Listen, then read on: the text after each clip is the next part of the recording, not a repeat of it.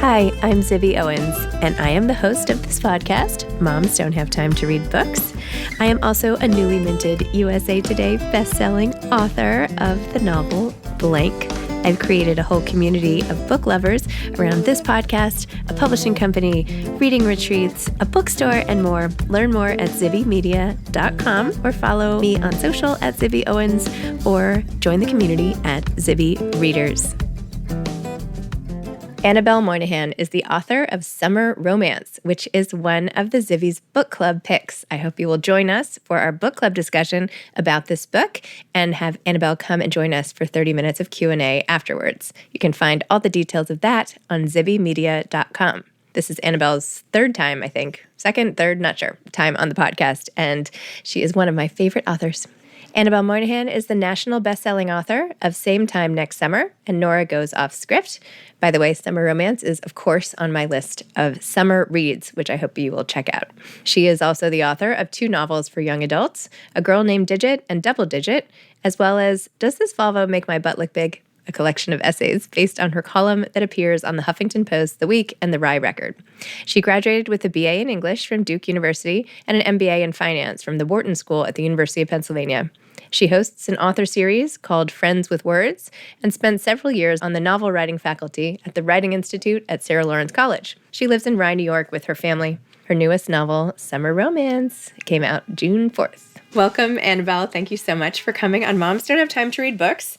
My Zibby's book club pick, but your amazing, amazing, amazing novel, Summer Romance. So good. Loved it so much. Congratulations. Thank you so much. Thank you for reading it, and thank you for having me. Oh my gosh. It's so good. It's just so good. Okay. Tell everybody what it's about, first of all. So it's about a professional organizer whose life is a total mess. Her house is a mess.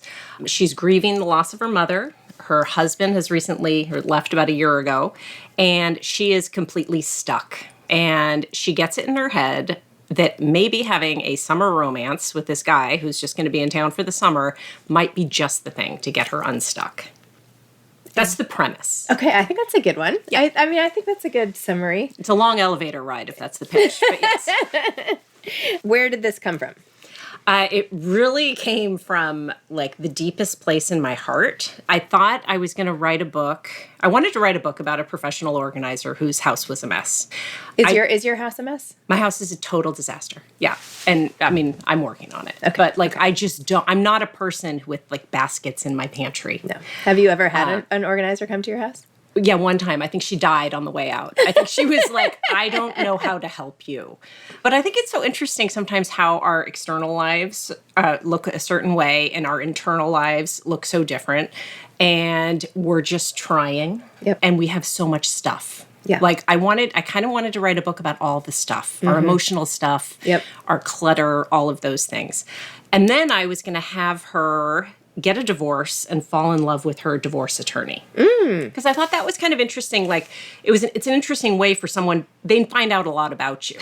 Like I'm imagining in my head my divorce attorney's reaction should he open up a book written by you. Be like, oh, I could have ended falling up with love Zibby. with your I could have had Zibby. But then I got so bored by the idea of a divorce attorney. I just thought that. So anyways, it evolved into the guy she actually falls in love with is pretending to be her divorce attorney. Yeah. And he is a very, very loose skateboarding guy. Yeah, what was with the costumes? The divorce attorney costumes in the legal settings. He was loose. Yeah. He came from a loose family, and he was so angry at her husband and sort of the control that he had over her that he wanted her husband to keep thinking that he really was incompetent when he was actually rather smart. Yes. But one way for people to think you're clueless is just always wear a costume. You know, dress crazy and they won't take you seriously. So I had a lot of fun with him. He's great. And why the skateboard storyline? I like that. Have you ever been on a skateboard? No, if I was on a skateboard... You haven't even tried? No, I'd be dead. I'm not a coordinated person. I've never been on a skateboard. I'm not balanced. Annabelle, I see an Instagram reel in your future on this. You do? Mm-hmm. All right. Yeah. All right. I'm just going to check my health insurance. Yeah. Put a helmet and at least one helmet. Full body armor. Yes. Of some. I don't know where. Oh, you know where actually I do know where. The whole skateboard idea is I, for some reason, was thinking of him as Spicoli from Fast Times at Ridgemont High, but super attractive. I was thinking of him as that kind of, like playing that kind of a role. And so I thought, for some reason, that guy had a skateboard. And I dug into skateboarding, and it's actually very zen. There's a lot of like spiritual thought behind skateboarding and letting go and balancing and letting go of your fear and doing something that absolutely looks like it's impossible, like it defies gravity. I don't know, I got into it. It was fun. I feel like, are there any skateboard championships or something? Have you watched that? There should be, aren't right? there? Shaun White. Something, right? I don't know. Maybe he skis. Yeah. Not sure. Okay, so these are just like some of the decisions you make on characters and setting and plot and blah, blah, blah. As I go. As you go. Yes. But the heart of the book is not about these things. These are just like the drapes on the house, right? Yes. The heart is the loss and the love and the finding your voice and finding your place and having the relationship that you deserve and all of that stuff. Yeah. Tell me more about that. It's a lifetime. That's it's like 54 years of thought about things sort of went into this book. There's a lot about being a woman. And at first, the decisions that we make, the things we let go of for other people, to care for other people, the dreams we sort of release. There's a lot of that in this book. There's a lot of motherhood and the complexity of motherhood, which for me, I find that the hardest thing about being a mother is letting my children fail, letting them struggle, letting them do something that I know is going to be a disaster so that they can feel the disaster and learn and move on. I talk a big game about that. I have a really hard time doing it. Me too. I mean, I will call and remind my children about things 100 times when the right thing is like, they don't file a tax return today. I know, I saw that. You know what I mean? Like, you just, like, it's just going to happen. That's very difficult. And I think that as we grow as people, and certainly after we lose our parents, we have a different perspective on our parents where we thought maybe they were just nagging us all the time. But then we come to understand that that was the love they were showing us. And how lucky were we to have people who were stepping in our lives like that. So there's two sides of it. It's too much, but also it's so beautiful the way we mother. True.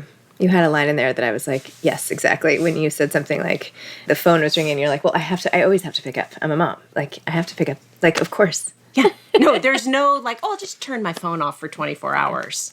And then you have one scene in the car, not giving anything away, but she's on her way somewhere she wants to go and is almost there.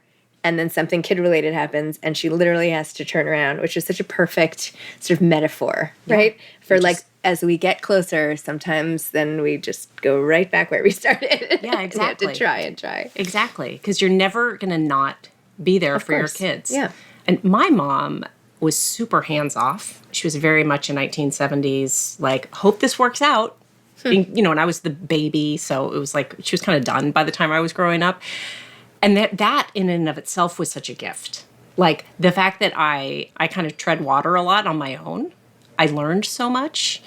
And I kind of worked that into the book as sort of a contrast to Allie's mother, who is like always stepping in her marriage and always trying to make things seem like they're actually better so that Allie doesn't really feel the reality of her situation. Yeah. And then I was surprised she gets to a point of almost like this little sliver of resentment. Like, why did my mom make it okay? Yeah. Like, why was that even the right thing? Was my mom doing the right thing? And I would argue she wasn't. I think that once people are adults, this is a big thing to say, I think we kind of have to leave them alone. You make your decisions. I'm going to make my decisions. If you ask me for my opinion, I'm going to give it to you. But we just have to let people's lives play out. There's a certain amount of control that goes with loving somebody. You just want to keep them safe. Yep. And I don't know how healthy that is. I mean, in thinking about it, if you're the type of parent who thinks you have to make the best of this relationship, right? You're assuming that divorce is not really an option. Right. You come at relationship problems with a different point of view than if you think it's sort of on the table. Yeah, that's true. Right? And I feel like her mom was more of the like, well, this is your lot in life, and here's how we're going to make it better. No, you made a decision, and we're gonna make it the right decision. Yeah. But I think sometimes you need to let people like step back and let people actually feel the situation that they're in and find their voice. Yep. I mean, if if I write another book about a woman finding her voice, it's like I'm beating a dead horse. You're not. But I am. It's like it's this idea that we say so many things that are not the things we mean, and we don't say so many things that we need to say. I think there are never enough, and I say this because I feel like this is what I try to write about. There are never enough books about trying to find your voice because so many people don't know who they are. They feel like they can't speak up, and then they're not happy, and life just passes them by. Yeah. And, like, that's sad. And all you have is your voice. Yeah. You know, all you have, I mean, I'm thinking about Blank also. It's like all you have is this ability to tell your story. Mm-hmm. And if nobody's going to hear it, it's the point of what we're doing. I agree. Yeah. And we are literally writing. Yes. You are writing it in. Yes. Go back to your mom for 2 seconds. Yeah. So you said she's just okay to sort of let you hang out there, but you're obviously, you have so much love for her as evidenced by this book. It's just, you could feel it. Like I could read it and be like, okay, she misses her mom. Like, what is going on? This is the front. Yeah. And where is the real story? So just tell me about her as a person and your relationship together. Oh my gosh. This is Barbara Walters. Hello. So my mom's been gone for 15 years. My mom was this just unbelievably vibrant, beautiful, funny, smart person. She had tons of fun. She was like the most fun person in the world. And she had a bit of a faith in me as the much youngest of her children. And how many kids? We were 3. We're all 5 years apart. Okay. Although my sister says we're 4 years apart. We're 5 years apart. Okay. I think you can look that up somewhere. I bet you can figure that one out. I've got documents. Anyway, so, I was the baby. She was doing other things. She had a faith in me. She was not hands-on in a practical way, but she was very hands-on emotionally. Mm-hmm. Like, she always knew what was going on. She always, was tuned in and available. She was an amazing person. And as you'll see in the book, Allie talks to her mom in the car. I talk to my mom in the car all the time, out loud.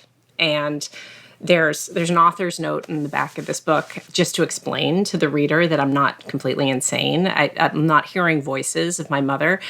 But I do think that if somebody's loved you for a really long time, you sort of internalize that love and you know what they would have said. Mm-hmm. You think, when we're 100 years old, we're going to know, like, oh, you know what my mom would have said in this situation because they've said it enough times. And that is still sort of alive. And so I feel my mom around me all the time. Well, that's such a gift. It's just wonderful. Like, with our kids, when we're not here, that they would know what we would say and it could comfort them even if we're not there. Yes. Like, wouldn't we want that? Yes. Like, I'm sure that would make your mom happy.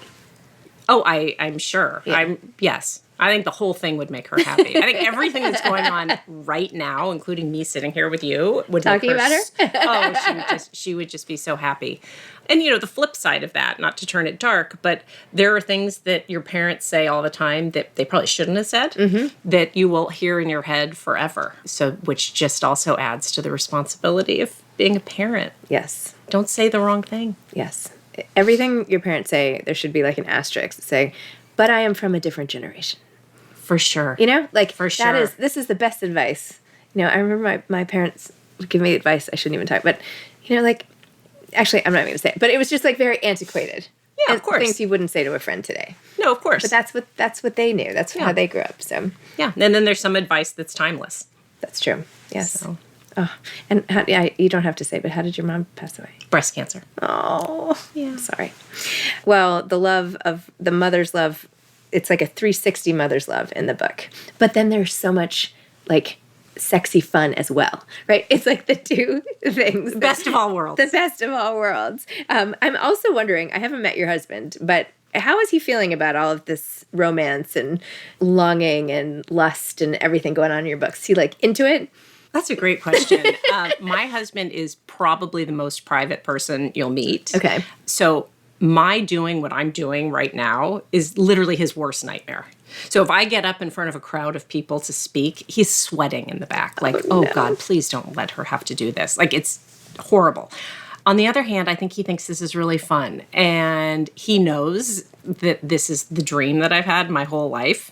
This book and Nora Goes Off Script, he read them both and he said, oh, I'm feeling really emotional. Like there are a lot of inside jokes about our marriage in this book. So I think he thinks it's fun. I think he connects to it. What's an inside joke about your marriage that we didn't know was an inside joke? The pantry. Okay. I mean, I honestly have like 6 boxes of cornstarch in my pantry. I just keep buying it because I need a tablespoon every year. I'm not organized about a lot of things. He's also messy, so it doesn't bother him. But yes, no, there's tons of them. Also, maybe cornstarch goes bad. Maybe you're being too hard on yourself. First of all, maybe it's not good for us at all. Maybe we should just get rid of it. Yeah. Get rid of it all. Yeah, but then it wouldn't be funny in the book. No, I know. The pantry. So when you're writing, because it makes me laugh when I'm reading your books. Like, it is always like, I know I will get, I feel like you have a recipe going, and I reliably know I am going to feel moved. I'm going to chuckle. There's going to be some sort of relationship thing that's very exciting, and there's like a bigger meaning to it too. And that I will leave your books feeling oh so satisfied in every single way. So tell me about the laughter factor and the jokes, because you have this kind of dry sense of humor, but it's so funny, and all your characters have it because it's you know, that's your funny voice, and even your Instagram comments, like, they're funny. It's just such a you thing. Like, nobody else jokes in the same way. It's so distinctive. So tell me about that. Wow. Well, it's a really nice compliment. Thank you. I mean it. I really mean it. I really wish there was a recipe. I think that when humor lands in my books or something that I write, it's because I haven't thought it through. If I stop to think about, if I'm typing really fast, the humor is better. If I try to be smart, everything kind of falls apart. Interesting. So maybe some of that just, I don't know, maybe it comes from my subconscious or something. I really wish there was a recipe, though. I'm writing a book right now, and I'm trying to get the recipe right. And I find that sometimes I'm laughing, and then I'll start writing a chapter, and I'll get really bored. Okay. Which I know for sure means that the chapter I'm writing is really boring. So then I have to go back and delete that entire chapter and start writing something that I start getting that good feeling again. Okay, tell me about the next book. So she's a child star. Okay. And she's trying to make it in Hollywood as an adult. Huh. Yeah, huh. I like that. Huh. I like a lot of things about it. A couple things I don't like. But I don't have to be finished till August, so we'll get there. That's not so far. No, it's not so far. And I have a few things to do between now and then. Like too. Launch this entire book. Like launch this book, yes. Yeah. So when are you going to do that? Are June you stressed? 4th? No. Not stressed. You know it'll get done. It'll get done, yeah. It'll get done. It's actually something I really like writing. Mm-hmm. So, convenient. Which is great. Yeah. Yes. I mean, that's such a blessing, because if there's something you have to do a ton of, it's nice if you like it. So I will, and it'll start taking on a life of its own. It's just started to take on a life of its own, and then it gets fun, and it'll get done. Okay. This is my mantra. I know. I'm trying to write another book, and at the top I had to put something like, "This is all blank, but it will be filled with words. It will be a novel, and I can do this." Because every time I open it, I'm like, I don't think I can do this. Yeah. Like somehow, where are the words going to come from? But they're all going to land there. They're going to like fish in a net, like in the brain. Just they're going to come. Swirling up. Where are they? Yeah. What did Carly Fortune, what was the word she put on her computer? It was like joy or fun or something for her last book. And every time she sat down to write, she just focused on that word. Huh. Like, this isn't going to be work. This is going to be fun today. Great. And then she wrote a really great book. Huh. Again. So I hate her. No, she's the worst. Oh my gosh. You've said in the past you have like a whole routine of what you do for your writing day. Are you still upholding the routine, and can you share it again? Here's my ideal routine. Okay. It's like when people talk about their exercise routine. Yeah. My ideal routine is I get up really early. And I get up before my brain kicks in and starts thinking about sprinklers or whatever my brain thinks about. And I write until my household wakes up. And then I engage with my household. I walk my dog. I walk my body. And then I sit back down to write. I find that if I can have a huge chunk of time to write, I'm a lot better off. This weekend, my family was gone, and I wrote for 3 days straight. Wow. And I cracked the code. I was like, oh, I think I understand what this story is. I have a really hard time getting there in an hour or in 90 minutes. And I have friends who write in coffee shops or, in the car between things. I can't focus the way I like to focus in that short of an amount of time. But I wonder how good it is in the coffee shop. Do you think they keep those words? I don't know. I don't know. I mean, if I can't do that either. There's nothing more personal than writing. I really think people do it in such a totally different way. And I have friends who write a chapter and then they perfect the chapter before they get to the next chapter. I write garbage to get to the next chapter just to get words. I write all the garbage and then I go back and I'm like, ooh, let's clean up the garbage. It's just a different process. When did you know that you were finally going to achieve this lifelong dream of doing what you're doing right now? When were you like, okay, actually this is happening and I might be able to keep doing this and this is really cool? I think when I sold Nora Goes Off Script and it was enthusiastic, it was we want this book. And then I talked to my editor for the first time and she was just a genius. And I thought, is this the person I've been waiting for my entire life? It's like you meet the man at the bar. I was like, she's the one. And I just couldn't believe it. Because I wrote that book during COVID. I've told you this 100 times. I never thought that was going to get published. I thought, I'd probably be dead by the end of the summer. I might as well write this book. And so I just didn't have this, that wasn't part of my career plan. I was just writing a book because I like to write. Well, that's it, right? Isn't that the secret? If you don't like doing it, yeah, I don't know. Don't tell my kids. They're all in calculus. You can't tell kids just follow your bliss because there's so many things you have to do that you're not going to enjoy.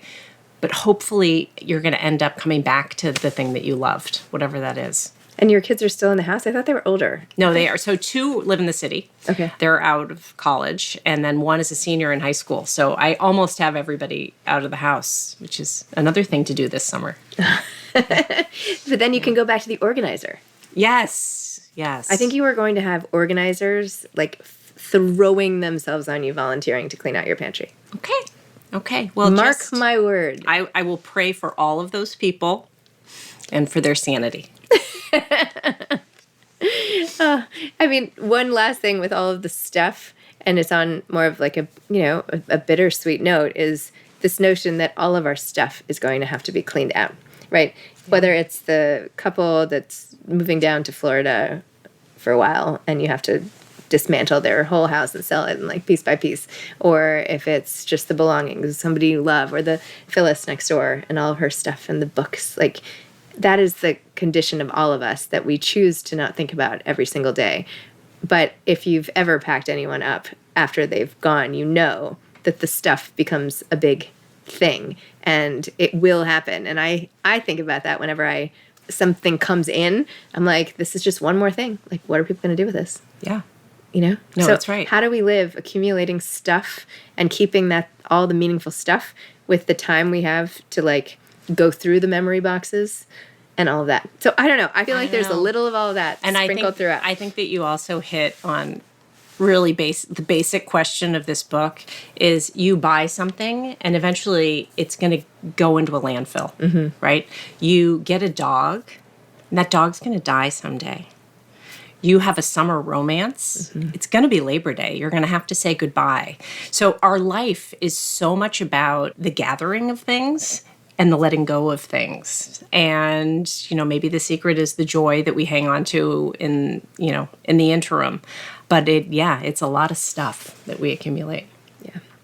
Well, it's better to have loved and lost, we say, as I'm staring at my dog.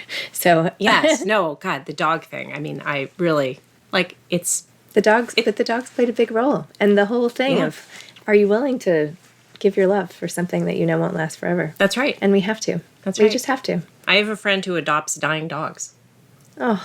She falls in love with them and she ushers them, for the last couple of years of their lives. And it's joy. It's really beautiful. It is really beautiful. Any last advice for authors who are trying to do what you do? Aspiring authors? Yes. I've been thinking so much about this, and I've probably been saying this forever, but I'm really thinking about it now. Don't write the book that everybody wants to read. Don't try to write the next Taylor Jenkins Reid. Don't write that book. Write the book that you're supposed to write. Write the book that that you're dying to read, or that gets you up early in the morning to start writing. Because that's the book that's going to connect to you, and it's going to ring true to people. Yep. We can't just have one voice out there. We can't all be mimicking each other's voices. So you got to write your own story. This is going back to what we were just saying. Yes. Stories about women finding their voices. That's right. Full circle. That's well done. right. Boy, I'm a one-trick pony. I'll tell you. God, Zibby. Well, congratulations. This book is so good. Thank you. Oh my gosh. Thank I don't you. even know what to recommend more. I love Nora so much. Thank you. Obviously your other book too, but anyway. Thank you. All right. Congratulations. Thank you, Zibby. Thanks for listening to Moms Don't Have Time to Read Books. If you love it, please leave a review and follow us on social at Zibby Owens and at Zibby Readers.